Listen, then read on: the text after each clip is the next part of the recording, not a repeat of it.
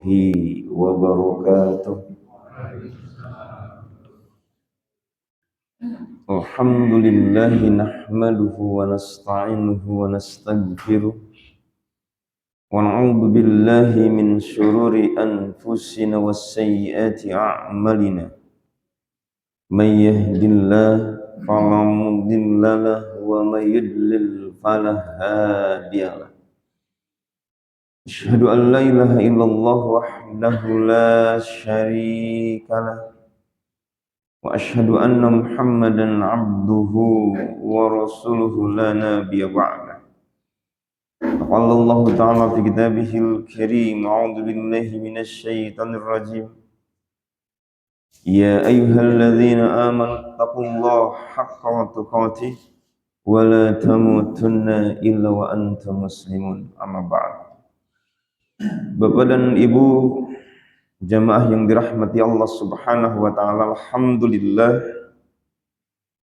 kita bersyukur kepada Allah atas nikmatnya dibimbing bisa melaksanakan salat berjamaah, mengisi masjid kita dalam rangka ketaatan, mengisi hidup dalam rangka amal ibadah. Mudah-mudahan ini nikmat yang bisa dipertahankan karena ini adalah nikmat yang tertinggi, nikmat hidayah yang insya Allah andai dipertahankan dengan istiqomah, mudah-mudahan wafat kita dalam kondisi husnul khatimah. Teriring salawat dan salam tercurah ke hadirat junjungan Nabi kita Nabi Muhammad sallallahu alaihi wasallam. Kita buka terlebih dahulu dengan bacaan basmalah. Bismillahirrahmanirrahim. Pagi hari ini kita akan masuk pada pembahasan ulatu umuril muslimin, sikap terhadap para pemimpin. Satu persoalan yang dianggap seksi dan penting. Dianggap seksi karena banyak perdebatan di dalamnya, penting karena terkait erat dengan masalah kemasyarakatan dan bernegara kita. Sebelum sampai di sana, kami bacakan terlebih dahulu 3 baris dari kalimat terakhir pembahasan di pekan sebelumnya atau di bulan sebelumnya. Naam, law anna fahmahu minan nas aradahu nasun sarih min kitabin aw sunnah lawajaba alaihi tamassuk bidalalatin nasid dhahirah wa yatruku ma fahimahu min dalikal lafdil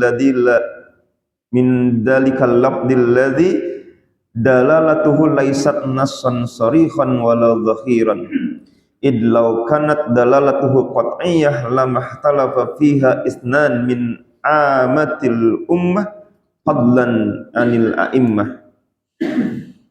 Ya, seandainya apa yang dipahami oleh seorang mujtahid dari nas ternyata bertolak belakang dengan nas yang sharih, sesuatu yang dipahami oleh seorang mujtahid semacam Imam Syafi'i, Imam Malik dan selainnya, ternyata apa yang mereka pahami aradahun nasun, bertolak belakang dengan nas yang sharih, nas yang sangat jelas, baik min kitabin aw sunnah, ataupun dari Al-Quran ataupun kemudian dari sunnah. Apa yang mereka lakukan seandainya pendapat mereka bertolak belakang dengan Al-Quran dan sunnah? La wajaba alaihi tamassuk bidalatin nasid dhahirah. Mereka wajib berpegang kepada nas yang jelas-jelas nyata, nas yang tidak diperdebatkan tentang nilainya, dengan meninggalkan pemahaman mereka. Jadi ini kembali menegaskan tentang bagaimana mereka sendiri sebagai para imam tidak memaksakan dengan kehendak mereka pendapat dan istimbat yang mereka simpulkan seandainya bertolak belakang dengan nas yang jelas-jelas, misalkan bertolak belakang dengan pemahaman mereka. Mereka wa yatruku ma fahimahu min dzalikal lafdzil ladzi dalalatuhu laisat nassan sarihan wala zakhiran. Mereka harus meninggalkan apa yang mereka pahami dari nas atau dari lafaz nas tersebut yang nilainya bukan hal yang sharih dan bukan hal yang nyata. Jadi kalau seandainya pemahaman terhadap nas tersebut bertolak belakang dengan nas yang sharih, maka pemahaman mereka terhadap nas-nas yang tidak sharih tersebut harus ditinggalkan. Jadi ini yang hendak kami sampaikan untuk mengingatkan pembahasan kemarin, bahwa sebagai manusia mereka bisa salah juga bisa benar. Yang benarnya tentu harus kemudian kita ikuti, yang salahnya kewajiban mereka sendiri. Kalau memang salah dalam mengistimbat sesuatu, mereka wajib untuk kemudian meninggalkannya dan kembali kepada nas yang jelas-jelas nyata datang dari baginda Rasul Muhammad SAW, dan tidak mempertahankan pendapat mereka yang keliru tersebut. Maka apalagi kita pun tidak diharuskan untuk taklid dengan taklid buta, bahkan diharamkan dengan taklid buta. Kewajiban kita adalah ittiba kepada mereka sesuai dengan apa yang datang dari Al-Quran dan Sunnah yang menjadi warisan baginda Rasul Muhammad SAW. Baik, ulatu umuril muslimin. Kita masuk pada komitmen terhadap kepemimpinan para pemimpin di kalangan kaum muslimin. Apa sikap kita? Yang pertama, yara wujuba ta'atihim liqaulihi ta'ala ya ayyuhalladzina amanu atiullaha wa atiur rasul wa ulil amri minkum. An-Nisa ayat yang ke-59. Sebagai muslim, kita memandang para pemimpin dengan dasar kewajiban taat pada ketentuan dan perintah mereka. Mentaati para pemimpin itu bagian dari kewajiban agama kita.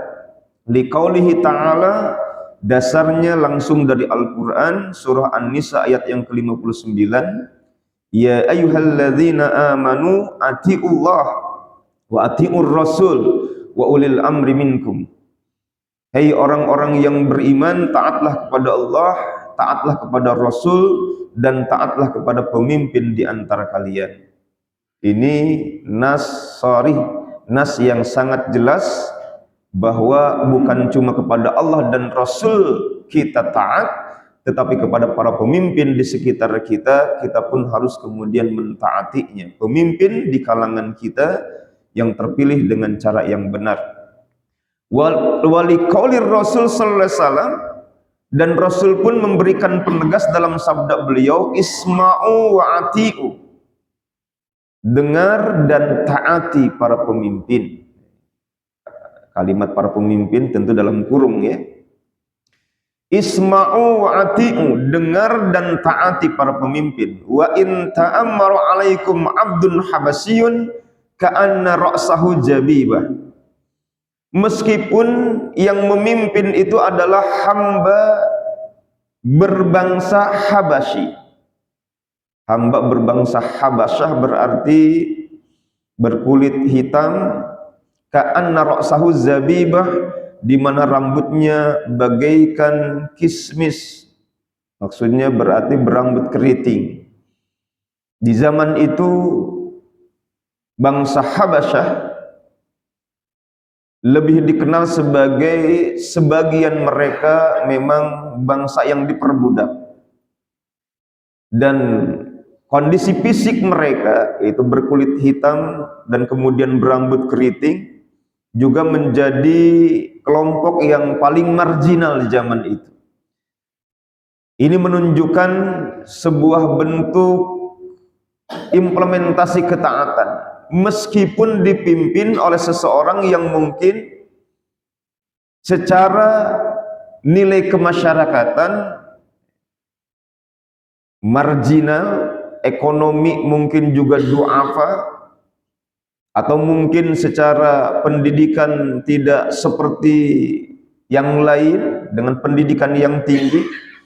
Nah, itu untuk menunjukkan bahwa meskipun pemimpin kita secara tampilan fisik dan secara nilai kemasyarakatan mungkin lebih rendah dibanding kita, maka seandainya dia dibaiat, dia diangkat menjadi pemimpin, maka kewajiban kita untuk tetap mentaatinya, untuk mendengar komandonya, dan kemudian melaksanakan perintahnya. Jadi sabda Rasul ini menjelaskan, jangan memandang pemimpin dari tampilan fisiknya, tapi lihat dari kemudian apa yang menjadi kewenangan dan kebijakannya. Wa qaulihi sallallahu alaihi wasallam, dan Rasul menyampaikan dalam sabdanya yang lain, man ata'ani faqad ata' Allah. Barang siapa yang taat kepadaku, maka dia telah taat kepada Allah. Jadi satu hal yang paralel, ketika kemudian kita mentaati Rasulullah, maka niscaya itu bagian dari mentaati Allah. Karena Rasul adalah perpanjangan dari apa yang menjadi syariat dan hukum-hukum Allah, atau yang disebut sebagai wa may yantiqu anil hawa in huwa illa wahyu yuha. Rasul tidak berbicara dengan hawa nafsunya, Rasul berbicara sesuai dengan bimbingan wahyu. Jadi apa yang beliau sampaikan adalah apa yang menjadi ketentuan Allah Subhanahu wa taala. Maka kewajiban kita untuk kemudian mentaatinya. Bahkan kecintaan kepada Allah dikaitkan dengan ketaatan kepada baginda Rasul Muhammad sallallahu alaihi wasallam. Qul in kuntum tuhibbunallah fattabi'uni yuhibbukumullah wa yaghfir lakum dzunubakum. Katakanlah hai Muhammad kepada mereka, sekiranya mereka mencintai Allah, maka fattabi'uni, ikuti aku, yaitu ikuti Rasulullah, maka mereka akan kemudian dicintai oleh Allah, sekaligus kemudian akan diampuni oleh Allah Subhanahu wa taala. Jadi ini mengisyaratkan tak mungkin kita taat kepada Allah dan mencintainya tanpa mengikuti jalan baginda Rasul Muhammad sallallahu alaihi wasallam. Wa man asani faqad asallah, maka barang siapa yang mendurhakaiku, berarti dia juga mendurhakai Allah. Bahkan mendurhakai Rasulullah telah merampas hak kita terhadap surga yang dijanjikan oleh Allah. Kullu ummati yadkhulunal jannah, setiap umatku akan masuk ke dalam surga. Illa man aba, kecuali orang yang gak mau, orang yang menolak. Wa may ya'ba ya Rasulullah, siapa yang menolak itu ya Rasulullah? Man ata'ani dakhalal jannah wa man asani faqad aba. Yang taat kepadaku maka dia berhak atas surga, wa man asani faqad aba, maka barang siapa yang membangkang kepadaku berarti dianggap menolak, berarti telah menyingkirkan surga yang dijanjikan oleh Allah akibat pembangkangannya terhadap baginda Rasul Muhammad sallallahu alaihi wasallam. Maka jangan dipisahkan antara ketaatan kepada Allah dan kepada Rasulullah. Karena memang ada yang seperti itu, yaitu diantaranya ingkar sunnah. Ya, kelompok ingkar sunnah itu hanya menerima yang datang dari Allah. Maka semua hadis mereka tolak. Karena apa? Karena dianggap hadis tidak seperti Quran yang qat'i. Hadis itu bisa dhanni, yaitu bisa sahih, bisa dhaif, bisa palsu. Maka sesuatu yang kemudian tidak bisa dipastikan benarnya, akhirnya kemudian ditolak semuanya. Ingkar sunnah berarti membedakan antara ketaatan kepada Allah dan ketaatan kepada Rasulnya, tidak dalam satu paket. Sehingga akhirnya ingkar sunnah ya tentu perlu dipertanyakan. Kalau memang dia tidak menerima hadis-hadis baginda Rasulullah, bagaimana mungkin kemudian dia bisa melaksanakan sholat? Karena Al-Quran hanya memerintahkan tentang kewajiban sholat, tapi kaifiat sholat dijelaskannya dalam sunnah-sunnah Rasul Muhammad sallallahu alaihi wasallam. Maka ketika menolak itu berarti akan kehilangan kerangka dari kaifiat amal ibadah sholat dari mulai takbir sampai salam karena tidak punya dasar apapun. Jadi ketaatan kepada Allah dan Rasulnya adalah satu paket.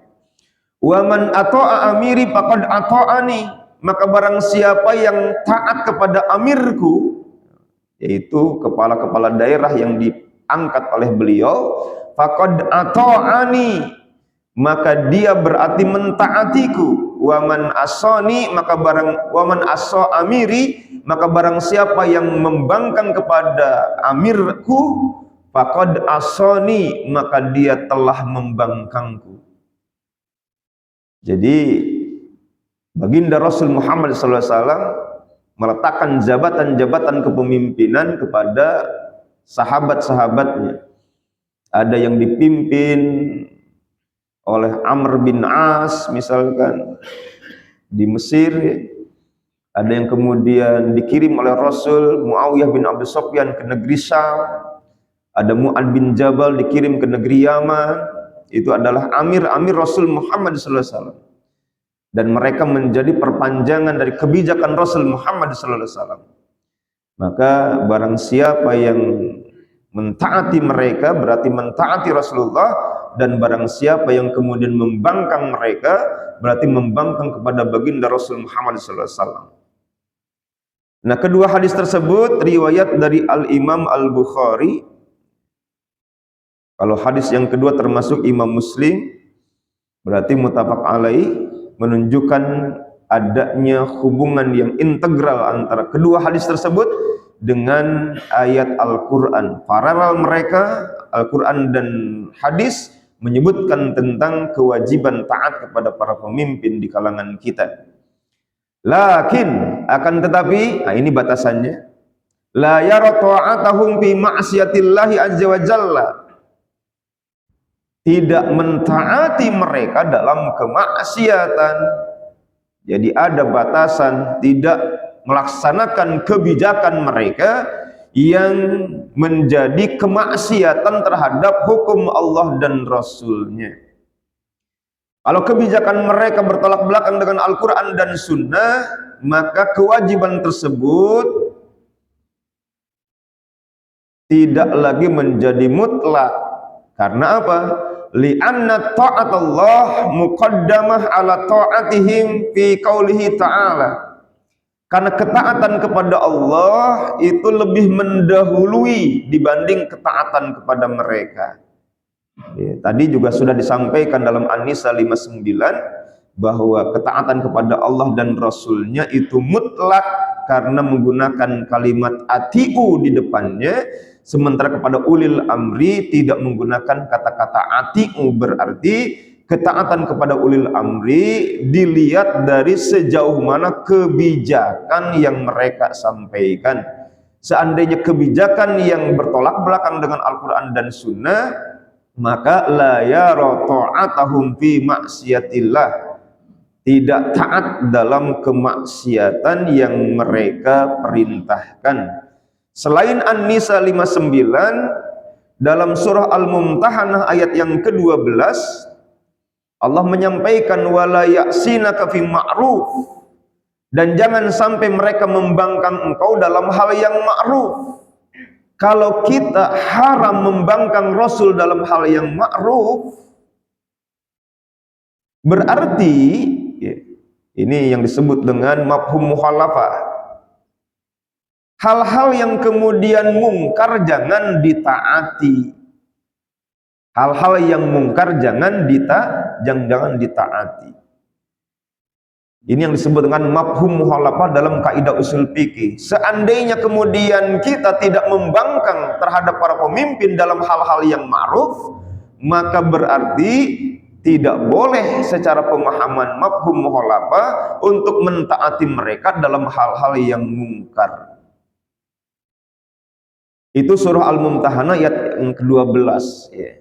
Jadi ayatnya wala ya'sinaka fi ma'ruf, jangan sampai mereka membangkang dalam hal-hal yang ma'ruf. Maka Apa yang kemudian menjadi bagian dari pembahasan poin ini, yaitu jangan mentaati mereka dalam hal yang mungkar. Kalau ada perintah, jangan mentaati dalam hal, jangan membangkang dalam hal yang ma'ruf, berarti juga jangan kemudian mentaati dalam hal-hal yang mungkar. Wali anna Rasul sallallahu alaihi wasallam qala, dan Rasul pun kemudian pernah bersabda, innamat ta'afi ma'ruf fil ma'ruf.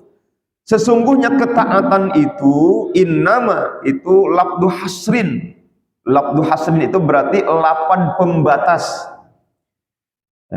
Apa yang dibatasi? Yang dibatasi adalah ketaatan. Innamat ta'atu fil ma'ruf. Taat itu hanya dalam hal-hal yang ma'ruf. Berarti kalau kemudian hal-hal yang mungkar jangan sampai ditaati. Jika diumumkan dilarang sholat berjamaah, tetap kita sholat berjamaah. Jangan sampai kebijakan larangan sholat berjamaah ditaati. Ada resiko, ya tentu ada resiko begitu. Kalau ada resiko, yaitu bagian dari resiko amal ibadah.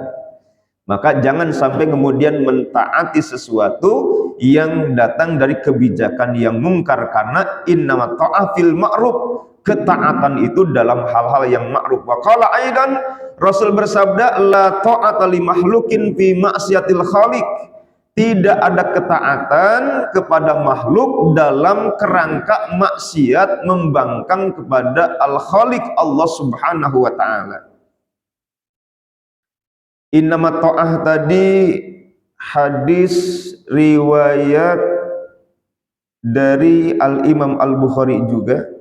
Sementara la ta'ata li makhlukin itu hadis dari Imam Bukhari dan Imam Muslim juga. Ada juga riwayat Imam Ahmad dan sebagainya. Jadi dua hadis ini menegaskan, ya, pertama menggunakan kalimat innama, yaitu lafdhu hasrin, kalimat pembatas. Kemudian yang berikutnya adalah jelas-jelas ada larangan, la nahyi, larangan, la ta'ata li makhlukin fi ma'siyatil khaliq, tidak ada ketaatan kepada makhluk, dan para umara adalah makhluk juga.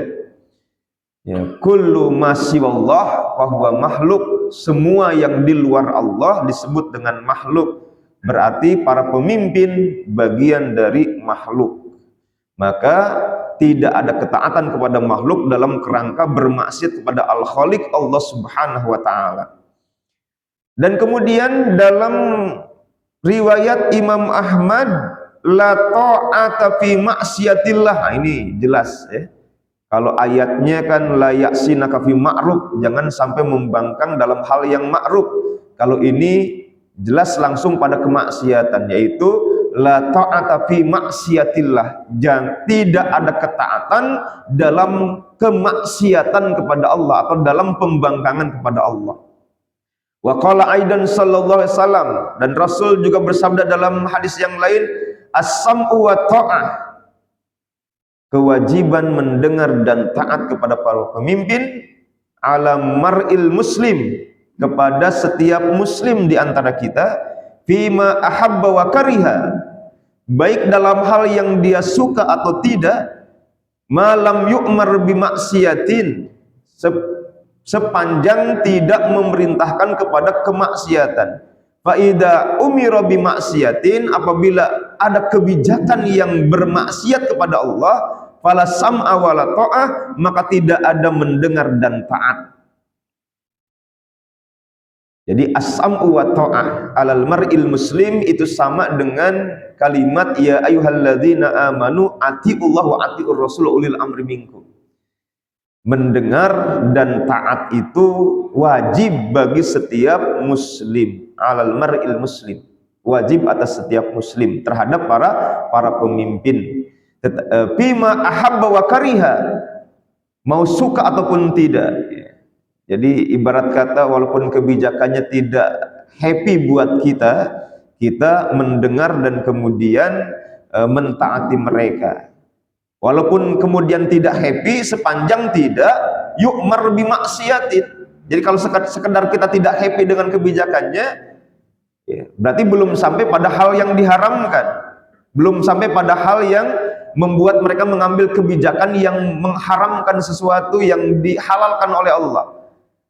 Cuma kita tidak happy saja dengan kebijakannya, kurang suka dengan kebijakannya. Maka ada yang disebut dengan ahabba wa kariha. Apakah kita happy atau tidak dengan kebijakan mereka, kita wajib taat dan mendengar sepanjang malam yu'mar, sepanjang tidak memerintahkan bimaksiatin kepada kemaksiatan. Karena faida umiru bimaksiatin, apabila mereka memerintahkan kepada kemaksiatan, fala sam'a wala ta'ah, maka tidak ada sam'a wala ta'ah, tidak ada komando dan tidak ada ketaatan. Sam'a di situ mendengar, maksudnya tidak ada komando yang kemudian dipedulikan, wala ta'ah, dan tidak kemudian ditaati. Jadi meskipun wajib tapi punya batasan. Karena ketaatan mutlak hanya kepada Allah dan Rasulnya. Ketaatan kepada manusia tergantung kepada keselarasan mereka dengan Al-Quran dan Sunnah. Dan kalau wulati umuril muslimin ini, ulil amri ini dikaitkan dengan dua kelompok, maka kelompok yang pertama kemarin sudah kita bahas, yaitu ulama. Nah, kelompok yang kedua adalah umara. Karena memang yang memegang urusan kita adalah ulil amri dalam dua kelompok ini. Ulil amri dari kalangan para ulama yang punya otoritas dalam hal fatwa, lalu kemudian yang kedua adalah ulil amri dari kalangan umara yang punya otoritas dalam kebijakan siasah syar'iyah dauliyah, kebijakan hukum bernegara. Nah, di sini mungkin ya banyak perdebatan-perdebatan gitu ya terkait dengan sikap terhadap mereka. Tapi clear sebenarnya secara global wajib taat kepada mereka, cuma dengan batasan, yaitu jangan sampai taat pada hal-hal yang membuat mereka menghalalkan sesuatu yang Allah haramkan atau berbagai macam hal yang membangkang terhadap Al-Quran dan Sunnah. Yang kedua, yara hurmatal khuruj alaihim, kita memandang bahwa haram hukumnya khuruj. Apa tuh khuruj? Khuruj itu berarti memberontak, mengangkat senjata, melaksanakan perlawanan terhadap pemimpin yang sah. Dan ini clear juga, sudah diperlihatkan oleh hampir semua ormas muslim di Indonesia.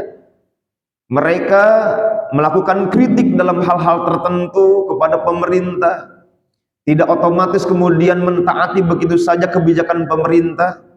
Kalau memang bertolak belakang dengan syariat disampaikan, yang disebut dengan afdhalul jihad, kalimatu haqqin inda sultani zair. Jihad yang utama itu adalah kalimat yang benar yang disampaikan kepada pemimpin yang zalim. Tetapi kita lihat bahwa para pemimpin kita dari kalangan para ulama tidak ada yang kemudian memaklumatkan mengangkat senjata, membangkang dengan melaksanakan pemberontakan, karena pemberontakan itu hukumnya adalah haram. Ya hurmatal khuruj alaihim au i'lani maksiatihim, atau mendeklarasikan pembangkangan. Jadi pembangkangan yang dideklarasikan berarti ngajak untuk melaksanakan pembangkangan massal misalkan. Ini haram juga karena lebih banyak madaratnya dibandingkan maslahatnya. Jadi kritik tidak otomatis pembangkangan dalam bentuk pemberontakan. Di zaman para khalifah yang namanya kritik, yang namanya amar ma'ruf nahi mungkar nyata. Bahkan Umar sendiri sampai kemudian dibantah oleh beberapa sahabiah, oleh beberapa sahabat. Tetapi mereka tidak melakukan pembangkangan sampai pada pemberontakan. Walaupun mungkin ada yang bertanya-tanya, bagaimana dengan kondisi Muawiyah terhadap Ali bin Abi Thalib, atau mungkin Ibunda Aisyah terhadap Ali bin Abi Thalib? Nah, kita baca terlebih dahulu sebelum kemudian kita bahas hal seperti itu. 5 bidzalika min sakki as-sata'ah. Karena pemberontakan itu memutuskan atau menghancurkan dasar-dasar ketaatan ala sultanil muslim, kepada penguasa kaum muslimin. Liqaulihi sallallahu alaihi wasallam, sebagaimana sabda Rasul Muhammad sallallahu alaihi wasallam, man kariha min amirihi say'an falyasbir. Siapa yang tidak suka dengan pemimpinnya, dengan kebijakannya mungkin, syai'an, sedikit pun, falyasbir, maka hendaklah dia bersabar. Tidak suka dengan pemimpin, hendaklah bersabar. Tidak suka dengan kebijakannya, bersabar dulu. Fa innahu, karena sesungguhnya man kharaja minas sultan sibron, karena barang siapa yang keluar dari ketaatan terhadap para pemimpin sejengkal saja, mata mitatan jahiliyatan, maka matinya mati jahiliyah. Nah, ini juga yang kemudian sering menjadi perdebatan di kalangan kita terhadap kondisi di zaman kita. Karena apa? Karena itu tadi, ya, ngeri sekali, mata mitatan jahiliyatan, mati dalam kondisi jahiliyah. Wa qauli sallallahu alaihi wasallam, dan sabda Rasul yang lain, man ahana sultan ahanallah. Barang siapa yang menghinakan para pemimpin, maka Allah akan menghinakannya. Riwayat dari Imam Tirmizi dengan derajat hasan, sementara yang sebelumnya adalah riwayat dari Imam Bukhari dan Imam Muslim juga. Baik jamaah yang dirahmati Allah Subhanahu wa taala, terkait erat dengan kasus yang terjadi di zaman sahabat, yaitu persengketaan antara Ali bin Abi Thalib dan Muawiyah, yang sampai kemudian menimbulkan peperangan yang disebut dengan perang Siffin. Pertama, kemarin sudah disampaikan bahwa ya'dhuruhum bima ihtalafu fihi, ya'dhuruhum, bisa memaklumi fima ihtalafu fihi, persengketaan yang terjadi di zaman mereka. Ya, 3 kurun ini, kurun yang istimewa, kurun salafus salih, kurun yang disebut sebagai khairul kurun, kurun yang terbaik. Maka di poin yang ke-6 pembahasan kita kemarin itu menyampaikan ya'dhuruhum bima ihtalafu fih, bisa memaklumi terjadinya perbedaan di kalangan mereka, karena sahabat rata mereka adalah mujtahidin, orang-orang yang mujtahidin. Begitupun kemudian zaman tabi'in dan atba'ut tabi'in, mereka para ulamanya adalah para mujtahidin yang dekat dengan era Rasulullah dan dijamin oleh Rasul sebagai khairul kurun, kurun yang terbaik. Maka bisa memaklumi persengketaan di zaman mereka. Artinya jangan sampai persengketaan di zaman mereka dibawa pada ranah perdebatan yang membuat kita menghina salah satu mereka.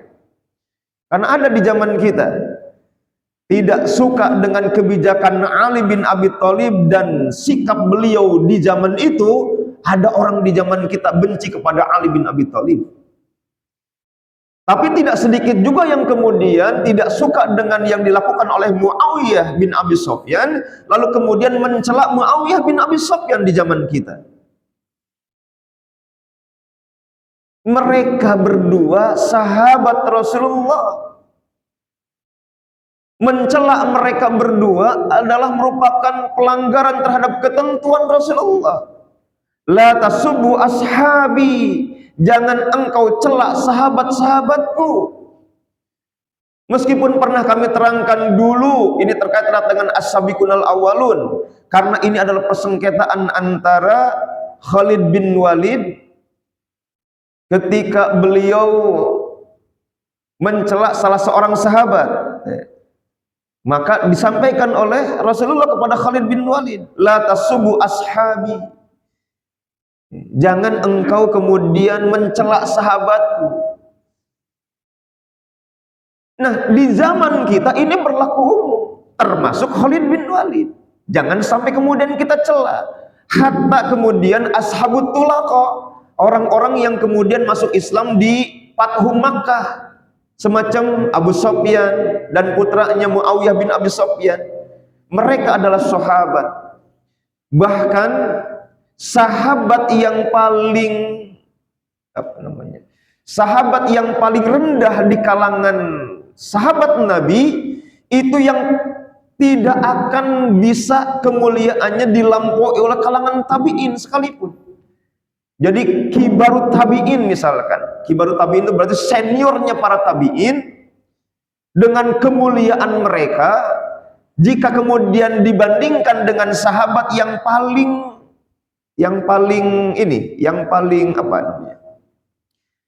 rendah, maka tidak akan kibarut tabi'in tersebut kemuliaannya melampaui keutamaan sahabat yang paling rendah tersebut.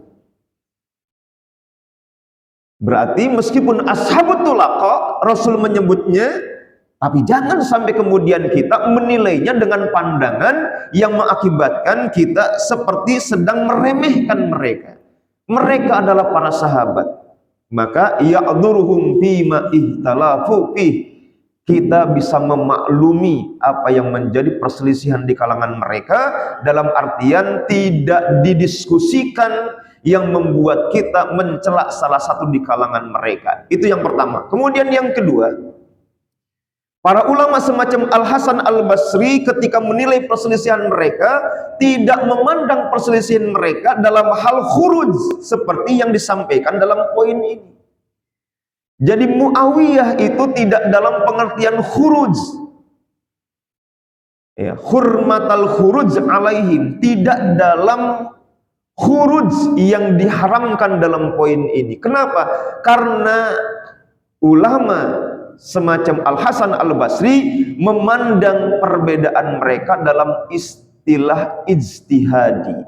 Ini perbedaan ijtihad, di mana secara politik Ali bin Abi Thalib lebih memilih rekonsiliasi dulu,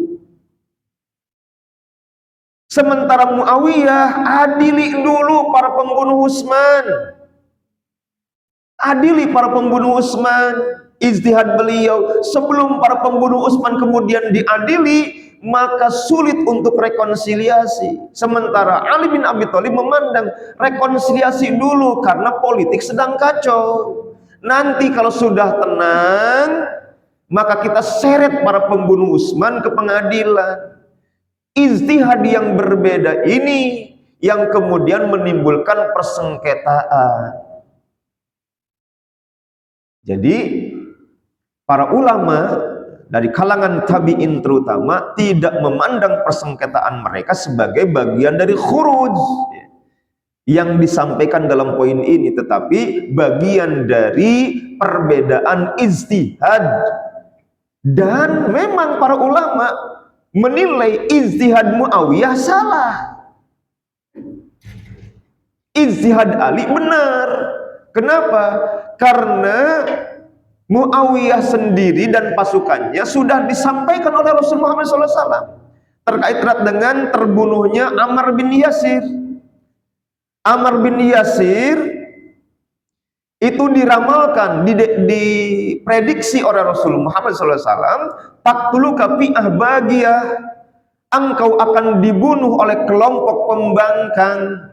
Taqtuluka fi'ah bagiyah, bagiyah itu kita sering istilahkan dengan istilah bugot. Taqtuluka fi'ah bagiyah, engkau akan terbunuh, dibunuh oleh pihak yang membangkang.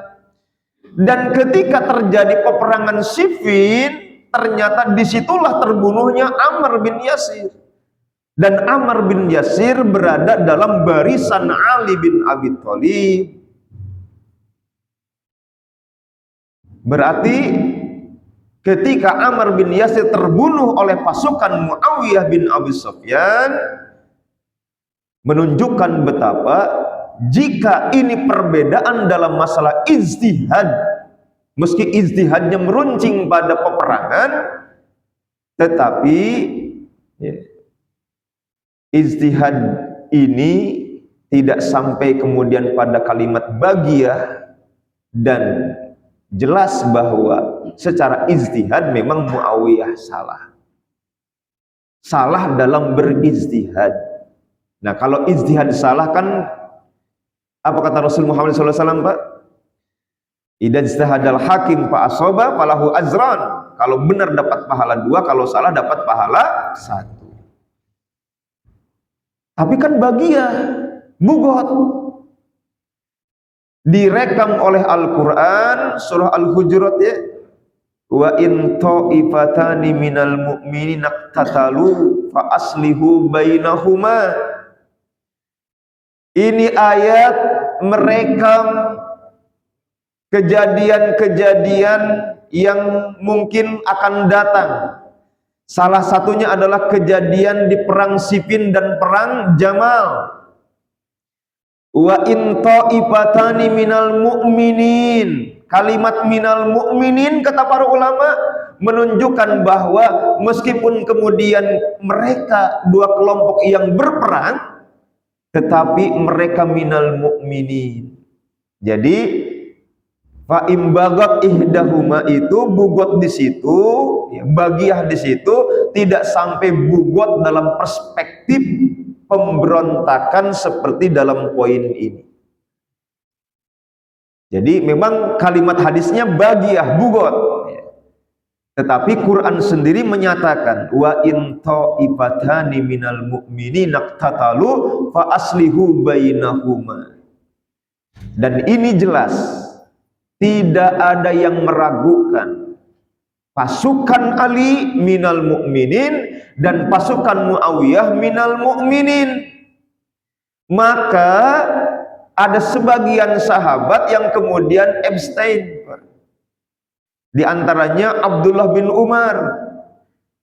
Ini yang kemudian sering disebut sebagai irja'nya sahabat, walaupun sahabat tidak ada yang murji'ah ya. Sekali lagi, ini istilah saja, irja' sahabah. Tapi jangan kemudian dikatakan irja' sahabah berarti sahabat ada yang murji'ah. Bukan. Ini cuma istilah, irja' sahabah. Apa itu irja' sahabah? Irja' sahabah adalah sahabat tidak memilih, tidak masuk menjadi pembela Ali, juga tidak masuk menjadi pembela Muawiyah. Mereka berada menjadi di tengah-tengah, abstain ya. Apa, golongan putih, golput begitu ya. Ternyata ada juga golput itu di zaman itu. Di antaranya adalah Abdullah bin Umar. Abdullah bin Umar memilih tidak memihak. Kenapa? Karena ini masuk dalam kerangka wa in ta'ifatani minal mu'minin. Dua kelompok dari kalangan orang yang beriman iqtatalu, mereka memang berperang. Peruncingan perselisihan mereka sampai berperang, tapi mereka tetap dalam kategori minal mu'minin. Maka wajib fa aslihu, didamaikan. Nah, yang berikutnya, hadirin jamaah yang dirahmati Allah Ta'ala,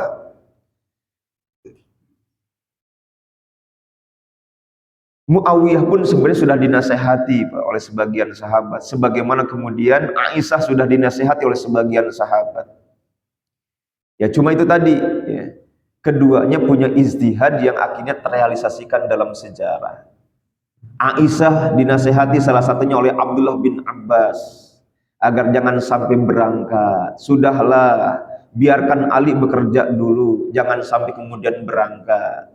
Tetapi ya, karena itu tadi Aisyah juga punya motivasi yang sama, yaitu apa? Menuntut balas atas kematian Utsman bin Affan.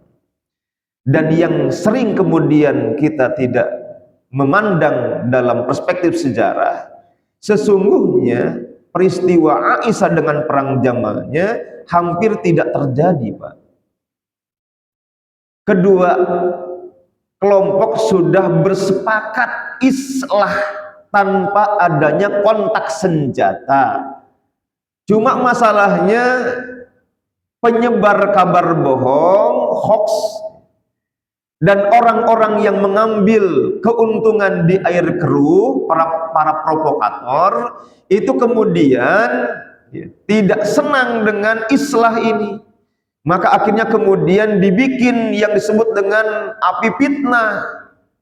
Sehingga akhirnya dari api fitnah tersebut ada yang memulai mengirimkan bidikan anak panah mereka kepada Thalhah bin Ubaidillah. Maka akhirnya kemudian terjadilah pecah perang perang Jamal. Jadi sebenarnya fa aslihu bainahuma itu terjadi di antara mereka.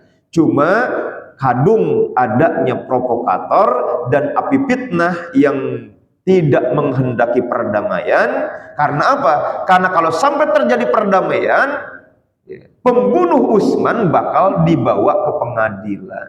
Jadi ini adalah merupakan upaya orang-orang yang ingin agar mereka tidak sampai diadili di pengadilan, maka bikin rekayasa kasus. Mirip-mirip di zaman kita ya. Jadi ada banyak orang yang punya kasus, nggak senang dengan negeri ini aman, bikin ini dan itu, padahal sebenarnya ternyata itu adalah upaya licik mereka agar jangan sampai tertangkap oleh pedang hukum. Jadi itu poin yang kedua Bapak, bahwa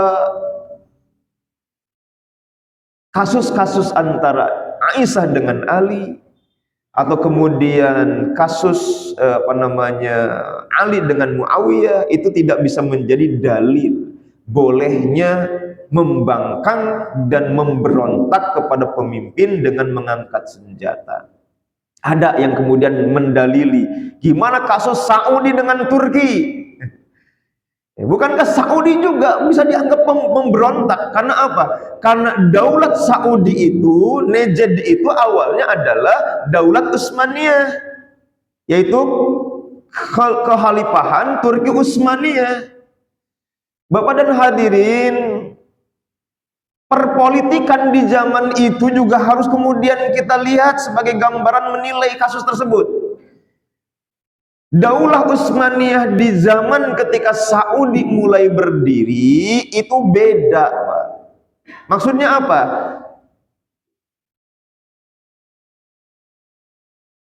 Daulat Utsmaniyah itu sudah mulai dalam kondisi lemah, bahkan disindir oleh orang Eropa sebagai segmen in Europe, ya, apa tuh?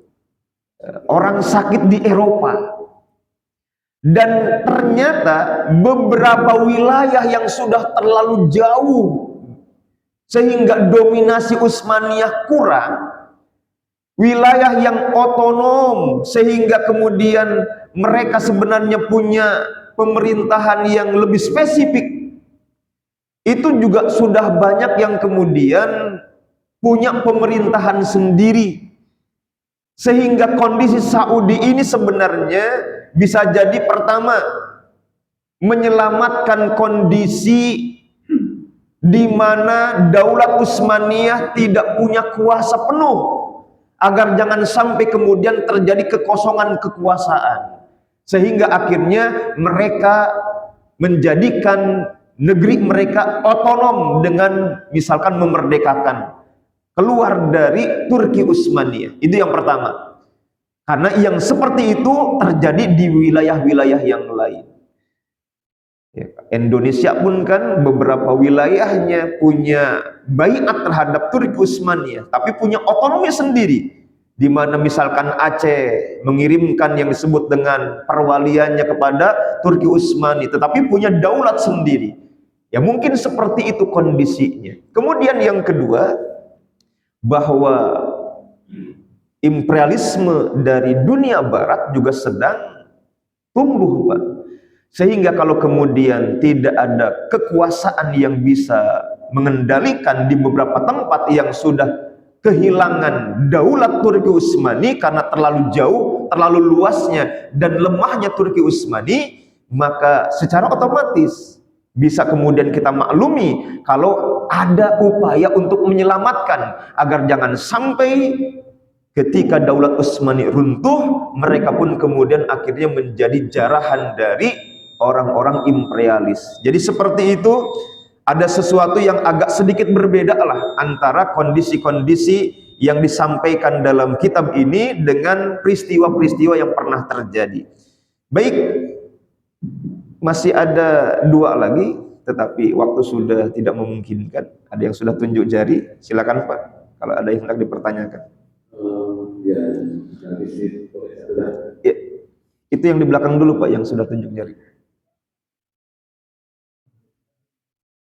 Assalamualaikum warahmatullahi wabarakatuh. Waalaikumsalam warahmatullahi wabarakatuh. Jadi Pak, saya mau tanya tentang masalah pemimpin ya Pak. Iya Pak. Kalau misalnya di suatu negara gitu Pak, pemilihannya dengan cara pakai rakyat. Kalau yang Rasulullah kan nggak pakai rakyat gitu ya. Nah, tapi dalam pemilihannya itu dia berubah undang-undang gitu Pak. Dan pemilihan itu undang-undang segala-galanya terus sampai aman ikut sertakan lah gitu kan. Itu apakah kita harus tetap mengikuti pemimpin seperti itu? Terima kasih Pak. Berat pertanyaan. Salah-salah jawab ditangkap. Hadirin jamaah yang dirahmati Allah SWT, ini ringkasnya saja saya sampaikan yang disampaikan baginda Rasul Muhammad SAW riwayat Imam Muslim dalam Kitabul Imarah. Isma'u wa ati'u fa inna ma'alaihi mahummilu wa alaikum mahummiltum. Dengar dan taati. Fa inna ma'alaihi mahummilu, mereka menanggung apa yang mereka tanggung. Wa alaikum mahumiltum, dan kalian menanggung apa yang menjadi beban kalian sendiri. Jadi Allah dan Rasulnya yang akan kemudian menindak kecurangan mereka. Allah dan Rasulnya akan kemudian mengadili ketidakadilan mereka. Allah dan Rasulnya yang akan kemudian menjadi hakim yang menilai apa yang mereka lakukan ketika merubah undang-undang, merubah berbagai macam definisi-definisi hukum dan lain sebagainya. Ya. Allah yang kemudian akan menjadi saksi dan hakim untuk mereka. Innama alaihim mahummilu, apa yang mereka tanggung, ya, apa yang mereka lakukan akan mereka tanggung sesuai dengan apa yang mereka perbuat. Ya. Wa alaikum mahumiltum, dan apa yang kalian tanggung itu adalah merupakan bagian dari kewajiban kalian. Apa itu? Ya, sepanjang kemudian kita memang hanya bisa seperti ini, menerima kondisi dan keadaan, maka ya isma'u wati'u, kita dengar, kita taati. Karena apa? Karena memang ya inilah kondisinya. Sudah disampaikan oleh baginda Rasul bahwa memang akan terjadi Pak, para pemimpin yang seperti itu. Karena hadis ini, liman sa'alahu an ta'ati umara issu. Ada sahabat yang bertanya seperti pertanyaan Bapak. Liman sa'alahu an ta'ati umara issu. Apakah kami harus taat kepada pemimpin yang busuk seperti ini? Bukan kata-kata saya Pak. Kata-kata dalam hadis nih. Umara su, pemimpin busuk, karena mungkin diangkat dari undang-undang yang digadaikan, diangkat dari undang-undang yang diputarbalikan, diangkat dari ketentuan hukum paman ponakan gitu. Tapi memang seperti itu. Alaihim mahummilu, mereka dengan tanggung jawab yang sudah mereka tanggung dengan berbagai macam konsekuensi kebohongan dan konsekuensi dari makar mereka, mungkin kalau disebut dengan makar. Ya, alaikum mahumiltum, dan kita punya kewajiban dari apa yang menjadi tanggung jawab kita. Jadi seperti itu Bapak, falyasbir, sabar dulu ya. Ya, mudah-mudahan di lain waktu ada perubahan insya Allah. Boleh? Tadi dijelaskan tidak ada ketaatan kepada makhluk dalam hanya manusia, dalam manusia. Kemana dengan masalah pajak, itu ada sebuah disediakan pajak itu baunya itu dikenakan. Iya. Nah, gimana kita harus lakukan negara ini itu belum pajak. Iya. Sekarang kita di pajak juga tidak sekarang karena dari pajak ini kan. Jadi wajib kita terhadap pajak ini. Iya. Para ulama terkait dengan pajak, sebenarnya tidak semua pajak kemudian tidak boleh. Pajak dalam kondisi tertentu diperkenankan. Yang haram adalah pajak yang kemudian menjalimi dan menjadikan masyarakat sebagai sapi perahan. Jadi artinya, kalau kondisi pajaknya sudah menjadi kondisi kezaliman terhadap masyarakat, maka bisa la ta'ata li makhlukin fi masyiyati khaliq. Ya, tidak mentaati yang disebut dengan kemaksiatan karena memang itu tidak sesuai dengan syariat Allah SWT. Permasalahannya, seandainya kita nggak bayar pajak, lalu kemudian dendanya nambah banyak, jadi pembangkangan terhadap kebijakan yang tidak sesuai dengan syariat diperkenankan. Cuma masalahnya siap kita dengan resiko seandainya kemudian nggak bayar pajak, lalu kemudian kendaraan kita misalkan akhirnya bermasalah karena tidak bisa keluar surat resminya, atau kemudian dipersulit nanti dalam urusan BI checking dan lain sebagainya.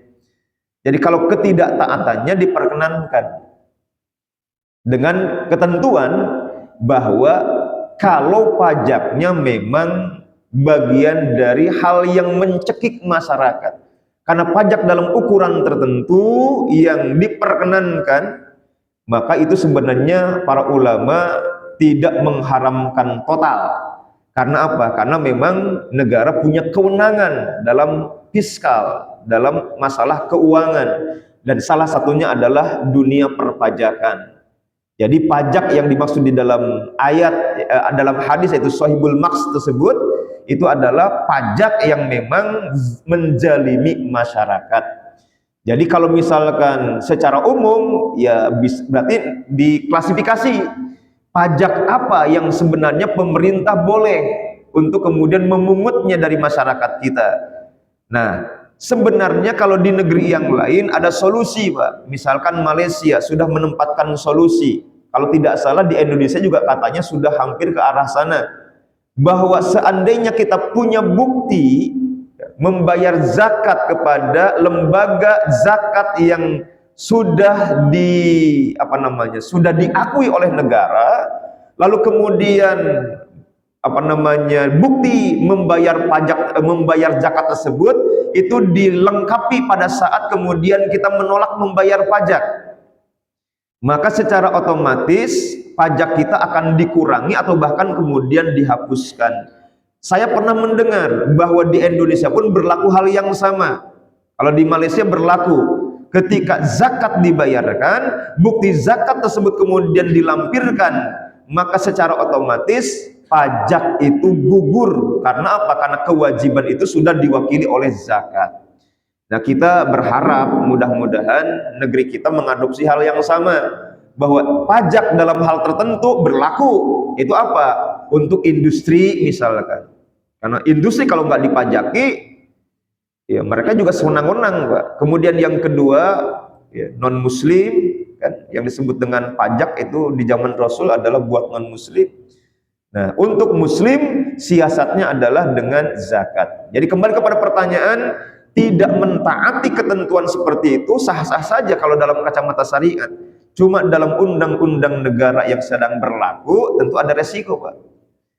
Masalahnya itu tadi, rumah kita bagaimana kalau kemudian pajaknya tidak dikeluarkan?